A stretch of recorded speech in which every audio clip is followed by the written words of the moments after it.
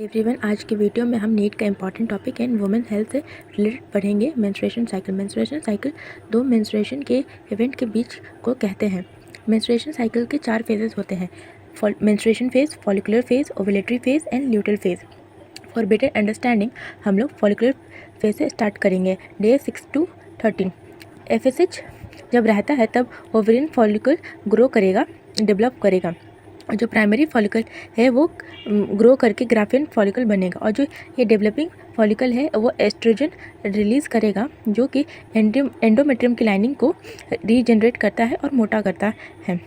और जब follicular phase की एंडिंग में एस्ट्रोजन इंक्रीज़ करेगा और FSH डिक्रीज़ करेगा और LH इंक्रीज़ करेगा।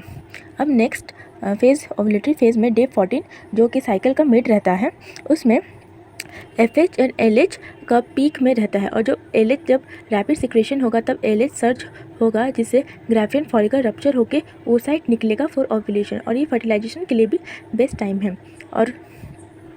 और इसके नेक्स्ट फेज़ ल्यूटेल फेज़ को डे 15 to डे 28 इसके जो ग्राफियन फॉलिकल के जो रिमेनिंग पार्ट है वो कॉर्पस ल्यूटेम में ट्रांसफॉर्म होंगे, जो कि प्रोजेस्टेरोन की मात्रा बढ़ाएगा, जिससे एंडोमेट्रियम की लाइनिंग को मेंटेन करने में बहुत इंपॉर्टेंट है। और ये एंडोमेट्रियम की लाइनिंग प्रेगनेंसी के दौरान इम्प्लांटेशन के लिए भी बहुत ज़रूरी होता है। अगर प्रेगनेंसी हुआ तो एंडोमेट्रियम की लाइनिंग को मेंटेन करने के लिए HCG हार्मोन आएगा, जो कि एम्ब्रियो से आएगा। अगर फर्टिलाइजेशन नहीं हुआ तो ये कॉर्पस ल्यूटेम डीजनरेट हो जाएगा और प्रोजेस्टेरोन की मात्रा कम हो जाएगी, और एंडोमेट्रियम की लाइनिंग भी स्लोग आउट हो जाएगी, मतलब सेड हो जाएगी, और ये मेंस्ट्रुएशन हो जाएगा।